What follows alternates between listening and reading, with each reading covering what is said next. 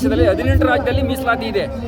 ಆ ಕರ್ನಾಟಕದಲ್ಲಿ ಆಳ್ತಾ ಇರ್ತಕ್ಕಂಥ ಸರ್ಕಾರಗಳು ಬಿಜೆಪಿ ಆಗಿರ್ಬೋದು, ಕಾಂಗ್ರೆಸ್ ಆಗಿರ್ಬೋದು, JDS ಆಗಿರ್ಬೋದು, ಮತದಾನ ಅನ್ನೋದನ್ನ ಒಂದು ಟಿಶ್ಯೂ ಪೇಪರ್ ತರ ನಮ್ಮನ್ನು ಬಳಸ್ಕೊಂಡು ಕಸದ ಬುಟ್ಟಿಗೆ ಹಾಕಿ ನಮ್ಮನ್ನ ಪ್ರಜೆಗಳಷ್ಟೇ ನಾವು ಈ ಭಾರತ ದೇಶದಲ್ಲಿ ನಮಗೆ ಡೆಮೋಕ್ರಸಿ ಅನ್ನೋದಿಲ್ಲ.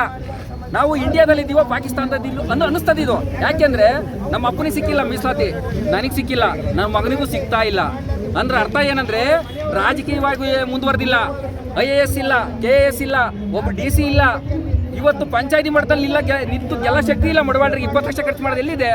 ಆದ್ರೆ ಇದೆಲ್ಲ ಗೊತ್ತಿದ್ರು ಏನ್ ಮಾಡ್ತಾರೆ ಇವರು, ಏನ್ ಮಾಡಕ್ಕಾಗುತ್ತೆ ಅನ್ನೋ ಒಂದು ವ್ಯವಸ್ಥೆಯಲ್ಲಿ ಇದೀವಿ ನಾವು. ಇದು ಸತ್ಯ ಮಾತಾಡ್ಬೇಕು. ಇಲ್ಲಿ ಯಾವುದೋ ಓಲೈಕೆ ರಾಜಕಾರಣ ಇಲ್ಲ, ಎಲ್ಲ ಮೋಸನೇ ನಡೀತಾ ಇರೋದು. ನಾವು ಅತಿ ಹಿಂದುಳಿದಿರ್ತಕ್ಕಂಥ ಸಮಾಜ, ಉತ್ತರ ಕರ್ನಾಟಕದಲ್ಲೆಲ್ಲ ಬಂದು ಬೆಂಗಳೂರಲ್ಲಿ ಕೆಲಸ ಮಾಡ್ತಾ ಇದ್ದಾರೆ. ಅವ್ರು ಎಲ್ಲಿಗೆ ಹೋಗ್ಬೇಕು? ಅವ್ರು ಎಷ್ಟು ಜನ ಅಪಾಯಿಂಟ್ ಅಲ್ಲಿ ಇದ್ದಾರೆ ಪಾಪ. ಇದು ನ್ಯಾಯನಾ? ಇದು ಎಸ್ಸಿಗೆ ಮಾತ್ರ ಪ್ರಜಾಪ್ರಭುತ್ವ. ಇಲ್ಲಿ ನಡೀತಾ ಇರೋದೇನು? ದೋಖ ಅಂದ್ರೆ ಮೋಸ, ವಂಚನೆ, ಉಳ್ಳವರ ಪಾಲಾಗುತ್ತಿದೆ.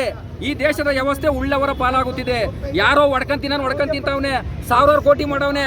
ನಮ್ಮ ಮಡಿವಾಳ ಸಮಾಜದಲ್ಲಿ ನಾವು ಯಾವುದೋ ಒಂದು ಸಣ್ಣ ಪುಟ್ಟ ಕೆಲಸ ಮಾಡ್ಕೊಂಡು ಭಯಭಕ್ತಿಯಿಂದ ಈ ತರ ಜೀವನ ಮಾಡ್ತಾ ಇದೀವಿ ನಾವು.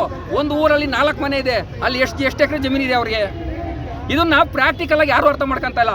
ಅನ್ನಪೂರ್ಣಮ್ಮರ ವರದಿನ ಯಡಿಯೂರಪ್ಪ ಸಾಹೇಬರು ಮಾಡಿಸಿದ್ರು, ಆದ್ರೂ ವಿಧಾನಸೌಧದಲ್ಲಿ ಕಸದ ಬುಟ್ಟಿ ಸೇರಿದೆ. ಅದು ಎಲ್ಲಿದೆ ಅಂತಾನೆ ಗೊತ್ತಿಲ್ಲ. ನನ್ನ ಹೆಸರು ಕೃಷ್ಣಪ್ಪ ಮಡಿವಾಳ ಅಂತೇಳಿ, ನಾವು ಸಮಾಜದ ಮುಖಂಡ ಅಷ್ಟೇ ನಾನು.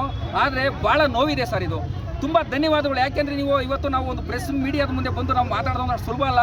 ನೀವು ನಮ್ಗೆ ಇದನ್ನ ಕೊಟ್ಟಿದ್ದೀರಲ್ಲ, ಈ ಅವಕಾಶನ ತುಂಬ ಧನ್ಯವಾದಗಳು. ತುಂಬ ಕಷ್ಟ ಇದೆ ನಮ್ಮ ಸಮಾಜಕ್ಕೆ. ನೀವೇ ನಮಗೆ ಒಂದು ನ್ಯಾಯ ಕೊಡಿಸ್ಬೇಕಿದು.